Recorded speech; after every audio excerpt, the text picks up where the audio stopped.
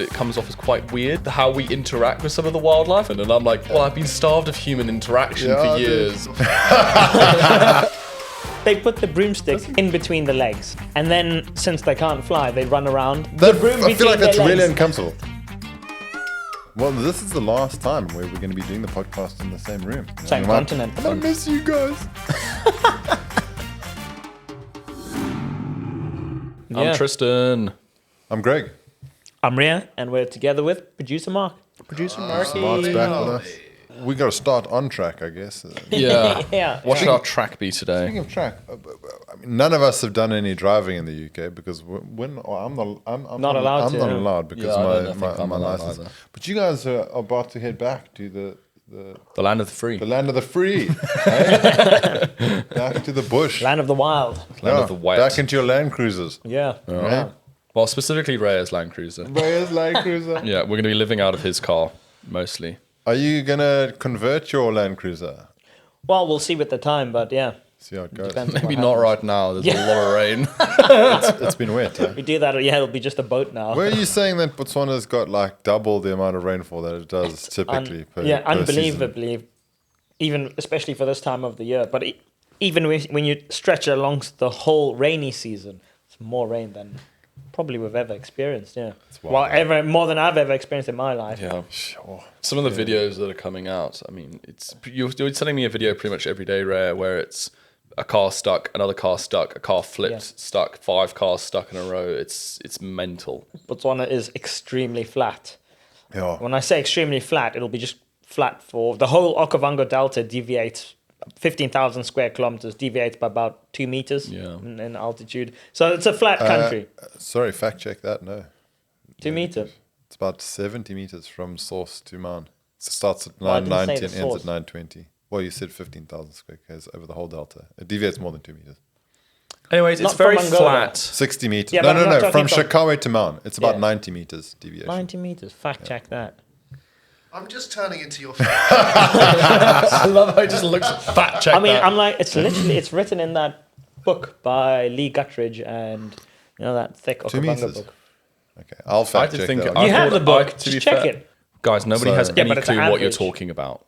Majority of it is flat. Sorry, this is not the podcast anymore. Yeah, majority of it is flat. So. Anyways, Botswana is Botswana a very, is very, very flat country. It's very flat. Yeah. Yeah. So the We'll water end it like just that. sits, basically. Yeah. And the middle of Botswana used to be the biggest inland lake in the whole of Africa, the Paleo Lake Makgadikgadi. So if we get enough rain, that lake, the salt pans will just rise and rise and rise. Well, I'm and sure rise the and salt rise. pans are flooded right now. It'd Absolutely. be a mega No lake. way, man. Absolutely, yeah. Amazing. I mean, the salt pans are one of the most beautiful things I've ever seen. You worked there. Yeah, I worked there for like 5 years. Yeah, guiding at the salt pans. Incredible. I mean, it's the remnant of an ancient lake that is now seasonally wet and then dry, but it can spend years dry, and it's dead flat for as far as you can see. It's about 16,500 square kilometers of just open expanse of nothing. You could drive out into some places there where you look 360 around you and you won't see a single thing. It'll just Nothing. dead flat as far as the eye can It's see. so creepy as well. Like, it's disorientating when you just drive out into the middle of the salt pans. And It's Yeah. just like, right, cool. There's nothing. There's literally nothing here. We used to do a fun activity with our guests when I was guiding there, where you would put I used to use my backpack, and you'd put it about 70 meters, 50 to 70 meters away from where the guests would be standing, and then blindfold a person at a time and say, right, walk straight to the bag. And then you just drive away and abandon them. No, man. You would do that, but no. The point of the exercise was to see. Obviously, it's a fun little game to see who can get closer to the bag.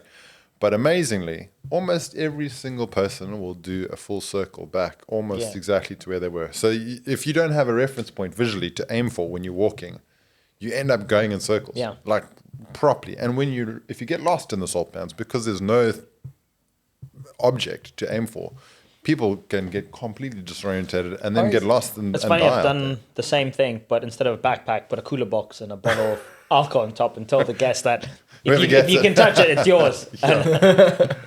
You guys must be quite excited to head back shortly. Yeah. You're going to have new characters, new animals to look for, to find, to search for. What do you think you'll do, like day to day? We'll probably do life very similar to how we used to do in the bush. I think Just I mean, sleeping out, following Definitely explore characters. new filming methods that we could utilize and take some of our time to actually sit down and think, how can we improve this? Oh, it's going to be amazing. To be honest, we don't really know what's happening at the moment because Bots is just a big soggy puddle. Yeah. Do you know anyone who has boats that you can borrow in Sure, we could rent one, yeah. Yeah. Chuck a camera on a boat. Off you go. I mean, you guys are going to have to come out and spend some time there. Yeah. What I really Take the podcast there. It'd be really nice in the future to have the ability to do stuff with this group of people for the Wildly Off Tracks crew, but out in Botswana and do some exciting. All over the world. Wildly Off Track crew, out in the bush. Have some fun production. In wild ideas. spaces. Elephants in the background. Yeah. Get out of Greg's all over the living world. room. We're dreaming big now. Yeah, why not? It's not true, that yeah, far yeah. when you think about one flight and you're in South America. Now that we're world travelers now. Maybe we should go to an island in Maui and just get lost for 17 days. Yeah, that's what we should do, yeah. That's the real test. Just drop someone I'm off. sorry, and say guys, but hello. I'm telling you right now, there's two people that I probably wouldn't want to go on a survival expedition with, and it's you guys. 'Cause I think you would be fucking useless. I mean, in 16 kilometers squared, I think I'll manage to walk in a straight line. You don't even know which way is west and east. So how are we going to do Not that? important, You're not 'cause in it's charge straight of, in any direction. You would not be in charge of navigation. You'd be the predator. The predator? Yeah, What do you mean I'm the You'd be predator? the hunter because you're not scared of killing stuff. You just. He's worse than I am. What I love about all of this is that Greg doesn't have a problem being in a survival situation with me. Yeah, I think producer Mark and I, if we did a survival competition, producer Because Mark he's and going to me, eat you. Producer Mark will eat you. producer Mark and I versus Rea and Trist in a survival situation. Dominate so easily. Yeah. You'd fuck out first day because one of your vertebrae would pop out. And you'll be trying to show up to producer Mark how to make a bushfire with sticks. This is how I wouldn't we be do showing. it. I wouldn't be showing off. We'd You take actually be 24 doing it. days to get out of there just because you'd see new birds every 2 minutes. And you follow the birds in circles. We would survive. You guys would die. There's no way. Doubt it. How quickly would Rea have an anaphylactic shock? Shit, I forgot about Yeah, this. you would die quick. You'd be the first one down, mate. Sorry. That would be quite fun though. Have a little competition. Yeah, Survivor Okavango. Survivor Okavango. Didn't they do a naked and afraid episode Yeah, of they Okavango did. They a while did. back? Yeah, it was kind of weird. The guy lasted, I think it's 1.5 days or 2 days. Yeah. 1.5 days Yeah. only. I mean, you can't fault him because the biggest challenge, if you go there in summer, where'd you drink water? Well, the river. It's the Okavango Delta. And you full of take water. this British guy into the Okavango Delta. Yeah, go walk to that river with crocodiles and hippos and drink from it. Oh, he just didn't want to. It's just But he scary. got put He up. drank. I remember because he went to drink water and it was standing water. He got sick day one, and then that's why he was pulled out. Oh, really? Yeah, yeah. Didn't think of making a. I mean, I don't know what they get. Do they get like some sort Nothing. of vessel? They're naked and afraid. Did all he that. get chased up like a tree by a hippo or something as well? They've done one or two of them. Oh, they've done a couple. Okay. I think there was one I watched where the guy. I mean, you could see it was very clearly scripted. Like I think he caught a snake or something, made a fire, and then that was pretty much the episode done. And he got chased up a tree by a hippo in his campsite that he made right next to the riverbank, right next to where the hippo path was. To make a real, true, realistic one in the Delta is very hard because the person will probably die. Yeah. We could do it though. Yeah, we could. But you just don't want to be pushing the boundaries. Like, have you checked those? I don't know if you guys have seen, but there's a few people who are doing this kind of YouTube-y survivor expedition-y thing in Botswana and the Delta, and they're just pushing the boundaries because that's what's getting the views. Yeah. But then the ethics behind how close do you get to lions before it's okay and not okay, like, I don't know. It makes me a bit uncomfortable. I think there's a way to do it and a way not to do it. And I think especially going into And do you places, trust that we would do it the right way? I'd like to think Yeah. we could. But we have a you that would correct us on every bloody principle known to mankind. When you think about it, we've been in the bush for how long? And it's not like we park our vehicle and randomly chase animals or elephants or anything. No. That's true. Anyways, should have a little break there. Yeah. And we're back. We're back, yeah. What's exciting you the most about going back to Bots? I feel like probably going back into the bush. Just the nature. Back into the bush, back to the nature. Filming. That is literally what is I going to haven't get me touched the a most camera in a excited. while. It's I really miss the waking up every morning and not knowing what to expect. Like anything could happen. I miss that here. Really, but anything could happen here, though. Yeah. Yeah, but it's not You like could get stabbed on the way in the street. it's not quite the same as like, oh, I could just watch like lions killing an elephant. That's true. You know, I might get hit by a car. Whoa! It's not very often you'd see that either. No, but it could happen. It could happen. That's true. That's true. When you're with wild animals, there is that unknown, adventurous sort of. Who knows what's going to happen? Creating, I think, yeah. I miss it. I look forward to just creating, filming, you know, editing videos, getting really stuck into it again. I miss that. You can do it here, but I mean, yeah, what I'm used to and what we're used to, you can't do it here. Really. Yeah, fair. I'm going to try and get my little DSLR and go and film some squirrels or something. I would say even just photos. There's lots of picturesque things to do in Bristol. In Bristol? Yeah, agreed. The streets, the graffiti. The graffiti is I don't know amazing. if I can go. I'd be very tempted to photograph people. Because there's so many interesting looking people, but I don't know what the ethics around that are. It's allowed. No, stalker. Yeah, it's allowed. Just don't get caught. And Yeah. What do you mean? It's allowed, but don't But get if you want to be great, caught. Take a photograph and run. So that Wear make a sure, trench so coat. only take photographs. Only take photographs of people that can't outrun you, basically. So Yeah, that you just children. run away. Yeah. Children or women, that's all you can photograph. Oh gosh, but I would like street photography would be a fun thing to do here. I'd enjoy that, but with people, and I don't know what the ethics. You know around what? that I are. would love to see you do that because I'm sure you'd start high off and everyone will reject you. By day 2, it'll be like, yeah, I'm done with people photography. Yeah, too much of a bad experience. I think you're allowed to do it if you're in a public space. If you're out in public, What, can you just? But you have to ask somebody's permission. I don't think you have to ask someone's permission. No. Well, I mean, don't just... If you're taking a photo of the whole place, I would get it. But a bit weird if you're just focusing on one person who's walking directly to you. One really interesting looking person.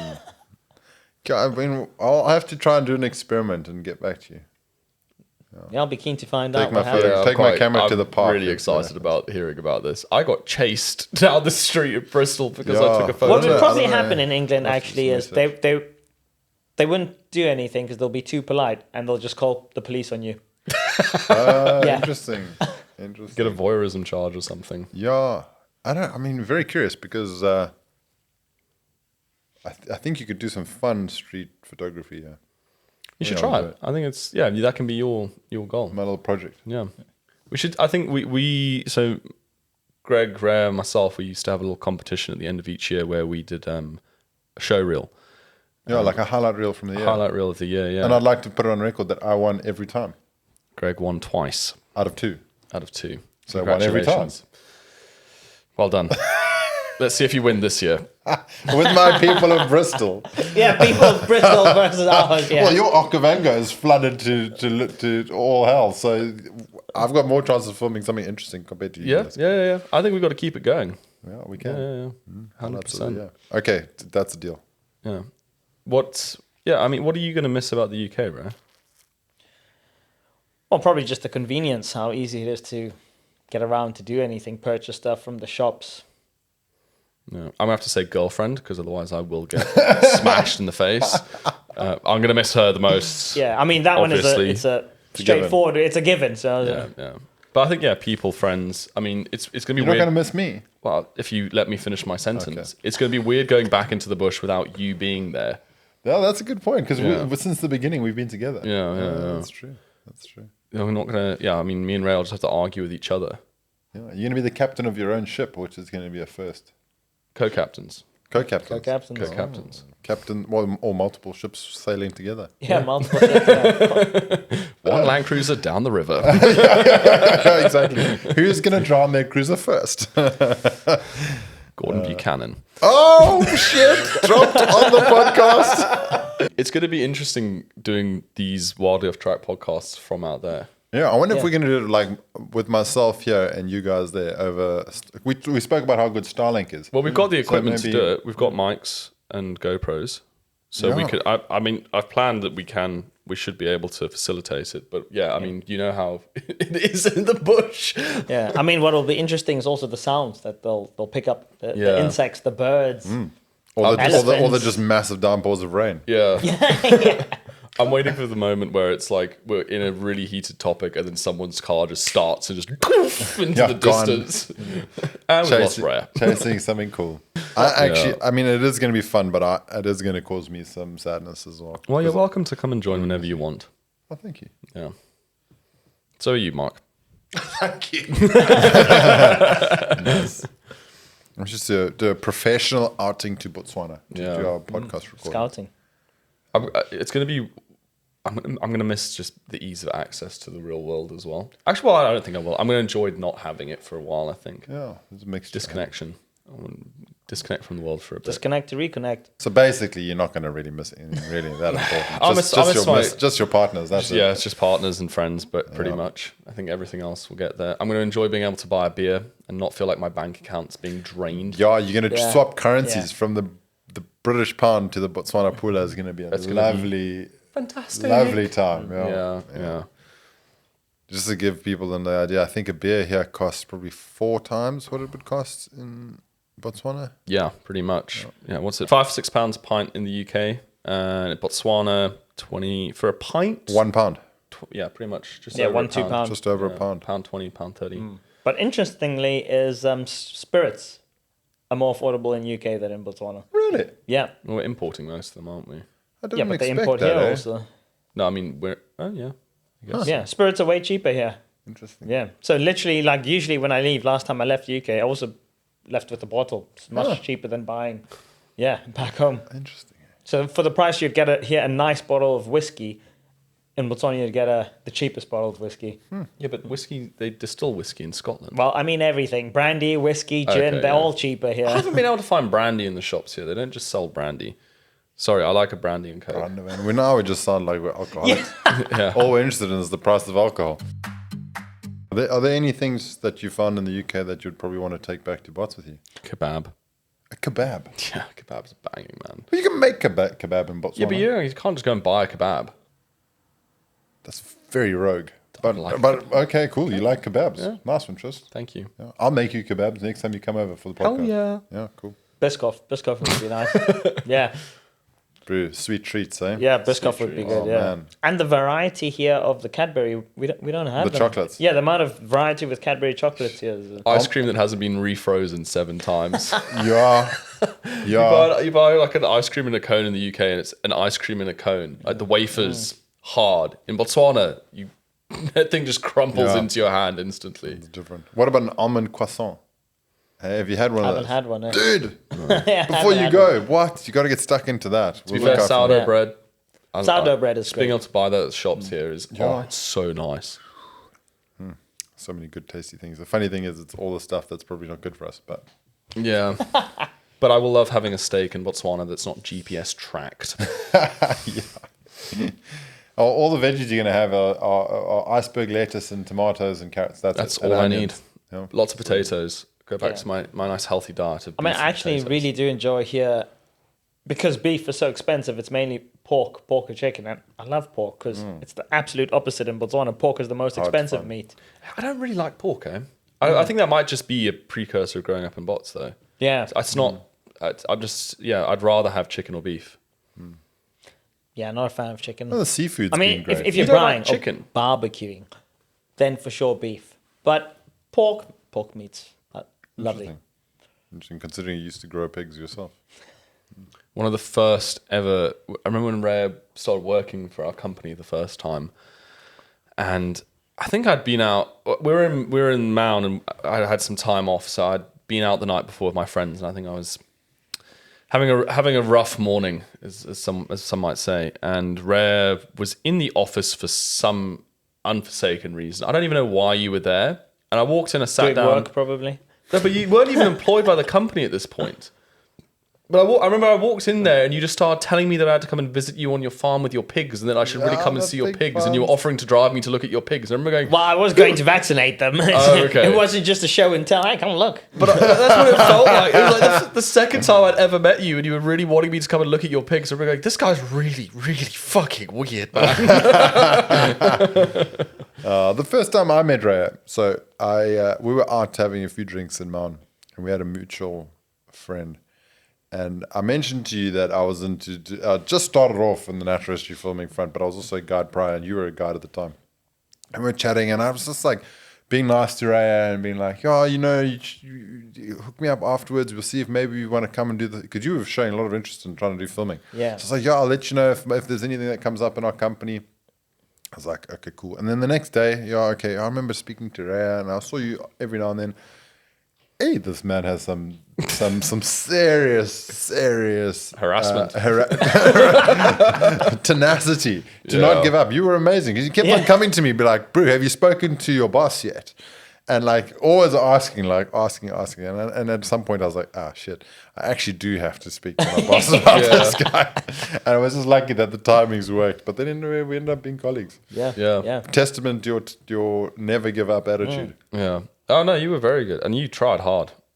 I think that there was the gap to get in out there. Well, to be kind of accepted into the company was quite high, and Rea just thumped straight in. Didn't look back. All in. There was you didn't give anybody a choice really. You were there to stay. Yeah, it was perfect. No, amazing experience. It's filming is truly.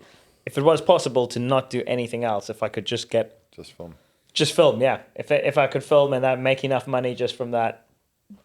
Nothing else I'd want to do. Yeah. Of course, besides podcasting. It's funny, you bump into people all the time and you never know where that experience or just chatting to them can take you. You were also guiding Greg, and how did you get into filming from it? It was an interesting sequence of quite fortunate events, really, because funny enough, COVID worked in my favor in this situation because tourism obviously went down the drain in Botswana and all over during COVID. And just before that, the pandemic, I guided a team of filmmakers working in the Makharikari salt pans, actually, in Bots, filming a documentary for the BBC, in fact, on meerkats. And at the time, I was a guide for the same company where they were being hosted, and I was guiding them. And it was... my eyes just went, this is amazing. This is like what I want to do. No tourists to yap and behind me to get stressed about. I love the tourism, don't get me wrong, but eventually like what we're out there for is the wildlife, And I was like, this is amazing. And I met somebody who worked as a filmmaker in Botswana and on that shoot. And I said, listen, can you put me in touch with the powers that be in the system and try and get me an in. Anyway, it turns out when we went through all the lockdowns and stuff, I had lots of time left over because the tourism was not there. I had some time off, and I contacted our previous employer, and I said, can I come and volunteer and just be a part of the team for a bit? And hopefully in the future I can be part of your establishment and we can work. And that's how it all began. And it was just lucky that I wasn't too much of a... I did break camera in my first week, and I did a lot of things that almost got me fired very quickly. But I was lucky enough to hang on. And just you, I mean, what you? Because you came fresh out of high school. I mean, you were like right there, straight away. I was very lucky that I knew what I wanted to do from a very young age. But I finished my A levels. I'd been in the UK. We moved here specifically for my high school, and I knew I wanted to have a gap here. And I knew I wanted to come back to Botswana. And my original plan was I was going to go and do a guiding course and try and become a guide. Because imagine him being a guide. That would have been horrible. Yeah. But that was the only way I could see into doing. And I wanted to do wildlife photography and filmmaking. It's something I'd always wanted to do. And it was the only real way I knew that I could get out into the bush and even start doing that. And then very luckily, a family friend knew our previous employer, and basically, said to me, "Do you want to? Would you want me to send you his number?" Sent him a message and basically said, "I will be a slave for the next year, and I'm happy to work for free. I just want to come out there and experience it and do whatever." Very luckily got. He said yes. I went out there, and then when it came time to either apply for university or stay, he said I could stay. And I stayed forever. Yeah, amazing. I mean, it's really it's a series of very fortunate events, being at the right place, meeting the right person. I can't really say there's an exact way how to get in. I think it's as long as you have the passion. I think we all got very lucky, all in different ways, but at the same time, we all knew what we wanted to do. And we were all we pushed hard. Like, it's not like we just got handed a job and just went for it. Like, we all worked extremely hard. There was dozens of people that came and went while we were working there. Yeah. Who, a lot of people who also... I forgot about them, yeah. Yeah. But like people who, again, they said they wanted to do it and whatever, and then they kind of got there and they realized, I don't actually really want it to do it that much. You have to put in a lot of work. And, none of us really earned any money. I don't think I really earned anything the first year I was there. which, you take sacrifices. Trade-offs, for yeah. And it was worth it, I think. But I do think anyone can break into the industry. Everyone has different paths. Yeah. But I think the big thing you need to do is just get out there, learn, try and spend time out in the wild. I mean, you can do it in the UK. I think the very interesting thing you mentioned is how, when I think back to it now, that we had multiple people coming through trying to join the company who also had the same belief that, I'm passionate, I love this, I want to do it. And after 2 weeks, when the honeymoon is over and they realize that, no, you wake up every day before the sun rises, and if your character's doing nothing, guess what? You just sit there. Oh, you wait. Because you never know. And you can go 3 weeks, nothing has happened. It is a good way to actually filter out who really wants to be there and who romanticizes it. Romanticizes the belief. And I agree with that. I mean, a lot of the people you talk to who, as I'm sure Mark's had it for years as well in the industry, people are like, oh my God, that's so cool. You work in this and you do this and da-da-da. And again, all you're seeing on TV for natural history is these epic sequences, amazing animal behaviors. You don't realize that someone spent weeks and months trying to get that 2-minute clip that you've seen. And yeah, it looks awesome, but the real work is hidden behind closed doors. And if you're not willing to do that, then you're not going to survive it. I think the key is having a really strong love and passion for the natural world. Yeah. Like if you've got that, it can drive you through all the hardship. Like, not that there's a hell of a lot of hardship, but there can be. I mean, none of us do it for anything less than we just like the wild. Yeah. Like that is really the one thing. We enjoy it so much. Yeah. I mean, we'd all do our job for free. Pretty much. Well, I mean, we kind of did for a while. Yeah. Pretty much, yeah. But yeah, we're very lucky that we've got to this position now. But yeah, I mean, I think, again, if we go on holiday, we'll still want to go back out there and free time, just want to spend it out in the wild, want to spend it with the wildlife. It's a lifestyle more than a job, I think. 100%. I think the biggest thing, especially for us, is patience. Like, well, we don't come across as some of the most patient people. But there's like this weird patience when you're out in the bush and drive. It's self-motivation. I would say persistence more than patience. Persistence, yeah. And self-motivation. I mean, we motivate ourselves. There's no one, no one else is there going, oh, you can do it. Come on, you can do it. You push yourself to do it every single time. But also the unpredictability of a wild animal is great at giving you that persistence, because you just never know what's going to happen next. And that means that you're always motivated to keep there and to stay and to keep watching, because it's those little moments that are gold that just make it all worthwhile. And if you can register that, it keeps you motivated the whole time. It's an easy game. Yeah. I think one of the very interesting ways in the way that we all film together is typically when there's a wildlife shoot, the camera operators will be sent on that shoot, be it for 4 weeks or 2 months to film a certain thing. And then they fly back, usually back to England. The majority of them are from England. Fly back to England, have their 6 months break, 5 months break. Then they fly back, do the 2 months again, and the shoot's done.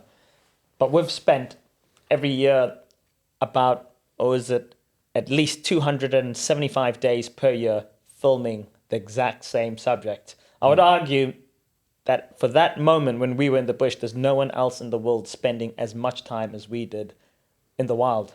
Yeah, in one location. Yeah. In one location. That was amazing. You're right. Very unique. Yeah, it became a way of life more than work, actually. I didn't even really think of it as a job more than just, this is how I live now. 100%. Did go mentally insane a couple of times. You did. That's true. And you were eating out of the same pot for 3 days, and it was tactical, and not washing for 3 weeks. Yeah, I've done that before. Yes, and not wearing shoes for 7 months. And I really miss not wearing shoes though. Feral human. Are you going to go back to it now when you go back to Bots? Your shoes are coming off. They're not going to. Your hooves are going to. Watch. I'm going to land. Your hooves are not strong anymore. Eh? I'm going to land in Mount, and I'm going to take my shoes off, and I'm going to go barefoot straight from the airport. Until we see you next in the UK. Probably, yeah. So no. You're going to go full feral. You say that, but when you see the mud puddles which are going to be there, I'm going to jump in them. Yeah. It's I think we were very privileged that we lived a completely different way of life to even the majority of people that work in our industry. Yeah. It was something special. I mean, and just the bond that we had with the animals we were filming, when we literally will know, not all the time, but sometimes we could read exactly what, all right, this lioness is going to do this. Oh, she always just does this. Or no, we know which cubs are the more active ones. Yeah. We properly got to learn each individual character. Well, it's like your family. Like Yeah. At the end of the day. And it's really Who can't creepy. talk to you. Yeah. Or hear you. It's You really. can try and talk to them, though. I had my girlfriend come out for a bit, and I think, well, she pointed out to me that it comes off as quite weird when how we interact with some of the wildlife, because she's like, that's not a real human, and I'm like, this is the closest I've had. And it's like, yeah, kind of sometimes it's just a bit odd that you kind of act like this, and I was like, well, I've been starved of human interaction for years. Did you ever chat to the animals as you were driving past? I always talked just to say them hello all to the the times. impalas. Good morning, impalas. How you doing? Yeah, it depended on my mood. Sometimes I would yell at the impalas, but they just didn't. They just look at you like it's the most doff animal in the world. Like, No, man, shame. Impalas are great. no, they're One thing I often think about is we've spent so many years with the same animal characters, and just one day like that, we've never been back. yeah. And I wonder sometimes, how are the cubs doing? Yeah. Are the mums still alive? Is Yeah, it's It's been a while addictive. since we've seen this. yeah. Seen them. And I actually don't know if we'll ever get those answers. Yeah. No, I agree with you.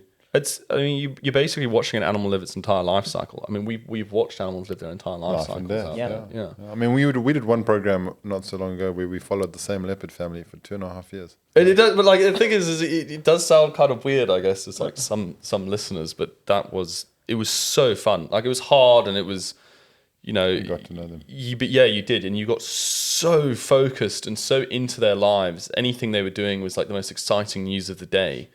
I mean, we had like 4 or 5 cam ops in one go in one area, looking for the same leopards. It was incredible experience. How do you feel it's going to be, Greg? Your only friends are leaving you. Well, producer thanks, Mark, yeah. guys. I've tried to not think about it, but I'm very happy that I've got producer Mark, and I've got a few friends here in the UK. Not as close as you guys. How has it been making new friends?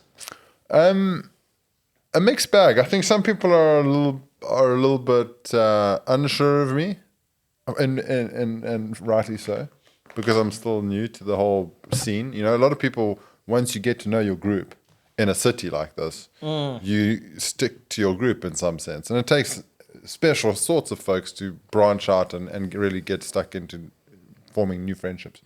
I've gotten a few great friends. Yeah, but I could imagine I don't in know a- how broad that network's going to grow because I mean, Yeah. I'm not actively looking for loads of new friends in some sense. Do you think potentially in a big city like this, for a lot of people, it's like, why should I be friends with this person? They'll be gone in a week, or they'll be gone in 2 weeks. So it's that people want more deep, meaningful. Yeah. I especially as you get a little bit older, I think people prefer quality relationships over quantity. They're not going to really get that with you, are they? What quality? Lots of quantity in the chatting. A lot of quantity. Oh gosh! But I mean, it's just gonna be sad to see you guys go because we've lived together for so long. I mean, so one it'll be thing- a very new experience. But One thing you could do to help with the friendships is if you had a companionship such as a domesticated seagull. That stays what? with You're you. gonna walk around with my seagull so I can get people to come and be friends with me? What's up with I your think And you'll then you seagull? scare won't need people a- away, actually. More than They'd be like, "What's your pet." weird guy with a seagull?" The one interesting thing that I found here is there is a niche of a friendship niche for every sort of person. Like you can find your tribe. There's a tribe for everyone here. Whereas elsewhere, you would kind of have to mold yourself to become part of a group. Here, you can just be whoever you are or whoever you want to be, and you can find a group that's going to be suited to you. Yeah. So individualism is it's expressed so much more widely That's here true. than it is, let's say, in Maun. Yeah. In Maun, Yeah. you've got to mold yourself to be more accepted into a group, whereas here you could find a group. So I'm a bit of a strange guy, but I'm pretty sure I could find a group if I looked for it. He's going to come back and he's going to be so weird. He's just going to be birding on the weekends. He's going to, I don't know, Yeah. looking at pigeons and everything. Oh, yeah. Yeah, but I mean, I get you because actually now when I think I've seen, you can walk in town, whatever, you see a group of people skateboarding, and just like that, it's a group of skateboarders. Do you know the one I always find? Goths. Goth, yeah, this is the seen only What, thing, in yeah. black, in Yeah, black yeah, and yeah. things. You don't see that in and Botswana. the That's black true. lipstick and whatever, yeah. Yeah. There's a group for everyone. And Maybe he'll be goth by the time we get back. Yeah. Dye my hair pink. It's and probably going black. to do you some good, actually, us leaving. so I can get a diverse. Well, you can actually go look for some experience. new friends. Yeah. I haven't had to do that in a long time. Make new friends, but We'll see. A challenge for you then, while me and Rea are disappearing back. You need to make some new friends that aren't already friends with your wife. That's an interesting one. Yeah. Because most of my connections are via that or via my professional Capacity. interactions. So yeah, I'll try. I mean, I do try sometimes to have those sorts of conversations with folks, just with strangers on the train or something. But it's very seldom that you spend time with the same person again. It's like you can brush up to somebody in a friendly way and smile and be like, "Oh, hi," but then you don't see them again. Like you can. It's very seldom you see the same people unless it's at work or at home. But you know, when I think about it, like how you said that to Greg, but even back home, how often do you make a new friend who is not a friend of someone else, or you know them through work or from there? I don't really think it ever happens, does it? I mean, that's kind of how I made most of my friends in Malm. Through then other people. Vaguely. I mean, some of them I just met like on a night out and then became close friends. But also, you a night out and the like social partying and that sort of stuff. I'm kind of a bit old for that now. So I don't know if I'm just going to be old and lonely as opposed to young and vibrant and chasing tail and being mischievous. On podcasts, is there a way to leave comments and stuff? Yeah, there's a comment section. There's a comment section. All right, for our listeners. Who wants to be friends with Greg? No, not that. That's That's cheating. No, come on. That's complete cheating. For our listeners, Greg's talking about how old he is. I would like our listeners to please make a guess as to how old Greg is. I reckon it's pretty easy, surely. Yeah, because you're too old to go and make friends, apparently. Or to go out and have fun. Well, yeah, okay, that's fair. I'm just not at the stage of life to go out and have a bender anymore. Like to go and just. But I mean, there are other ways to make friends besides. I do want to getting start pissed playing sports. That's There you something. go. Yeah, go play some football. Some cricket or football or Squash? something. Yeah, squash, but then you only make friends with one person. I feel like team sports the vibe. Team sports, yeah. Or maybe hockey with old producer Mark. That He's a doesn't hockey count. player. Hockey, I thought it's skiing. Oh, you can't do much skiing in the UK. Producer Mark's a pretty good Is hockey that player. ice hockey or ground hockey? Yeah. Ground hockey as opposed to air hockey, which is played on a table. Yeah. Hey, that's a sport, yeah. Let's not go into my sporting prowess. Greg, we can go and watch cricket this summer. There you go. That is the one thing I'm so looking forward to here in the UK. You know what's live sports and music festivals. a true British sport which you should get a hold of is, I'm not sure if you've seen it, it's making the rounds now and it's getting international publicity. It's Quidditch. Quidditch. Yeah, people play Quidditch. You can do that. You can join them. You can YouTube it. There's Quidditch competitions. How do they actually play Quidditch? Because the put the- broomsticks can't fly. They put the broomstick in between the legs. And then, since they can't fly, they run around. And They then run with the broom between. the broom I feel like between that's their really legs. uncomfortable. So that should be the perfect Really? sport for Greg. It's a He's already got the quintessentially glasses. British sport, made in It's like Harry England, Potter. played by British people. Quidditch.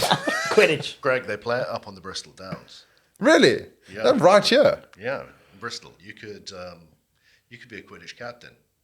That could be my tribe, eh? Yeah. I could be into There the we Quidditch go. vibes. Yeah, I'm not yeah. much of a Harry Potter super fan, though. Well, I might you're have to about get be. into it. That's how you're gonna make your friends. Quidditch. Yeah. Oof. So when that'd be a we fun come team. back, I'd love to have sit down and have a cup of tea with you and your Quidditch friends. Cup of tea with me and my You, Quidditch you know friends. what, Nice. actually, forget us all going for cricket or rugby. We should go watch a live Quidditch match. Oh my god, that'd actually be so fun. We should be in the stands with our beers. I'm sure their Do they beers are have loud. competitive Quidditch leagues or something? Yeah, I think so. Tournaments. Yeah. Yeah, I think we should do that. We should do do a that. podcast on the sidelines of a Quidditch match. Yes. But, Live narration of but the we match. might get hit with a broomstick, though. I don't know. They can't. They can't Quaffle. then they'll fall. They'll fall out of the sky if they hit us with their broomsticks. Yeah, so they can't. They're not allowed to get off the broomstick. No, they're not. That's how they move. What is it? The Nimbus 5000. What was old Harry's one? 2000, Nimbus wasn't it? 2000. Yeah. Yeah. Who knows what the future may hold on the sporting front for me? But Quidditch Future might be the Quidditch one. champion, yeah. I'll be in. I must remember the rules though. All you You'll have to do have is to tell catch a us. golden snitch.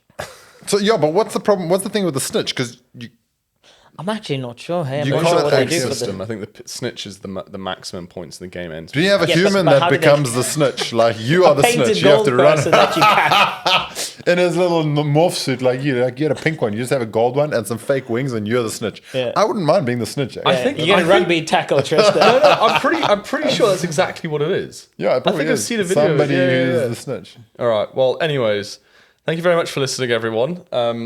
We're going to go back to Botswana, and Greg's going to become a Quidditch star. Yes. Yeah. Well, this is the last time, potentially for a long time, where we're going to be doing the podcast in the same room. You know, Same we might- continent. We might be trying. We could be doing it across the world, which would be super fun. I mean, we've only just really learned how to do this in person, but yeah, it's going to be a new adventure for us. Yeah, it's going to be really I fun. miss you guys. Well, there's a car alarm going off, so that's our signal to shut up and get back on track. Yeah. Cheers, guys. Thank you for listening. It's been emotional. Adios.